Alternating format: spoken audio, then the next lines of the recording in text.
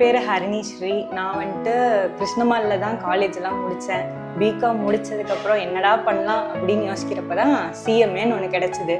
சரி, அடுத்தது சிஎம்ஏ எங்கே படிக்கலாம் அப்படின்னு பார்க்குறப்ப மாஸ்டர்ஸ் ப்ரொஃபஷனல் அகாடமி கிடச்சிது. இல்லை, நான் வந்துட்டு ஃபுல்லாக ரிவ்யூஸ் எல்லாம் பார்த்தது தான் சூஸ் பண்ணேன். நிறையா லைக் வெரைட்டி ஆஃப் அகாடமிஸ் வந்துட்டு பார்த்து வச்சுருந்தேன்.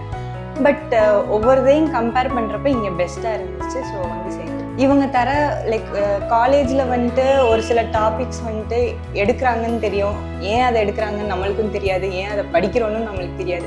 இங்கே வந்துட்டு ஒவ்வொரு டாப்பிக்கும் ஓகே இதனால தான் அது வருது, அது தெரியுது. ஸோ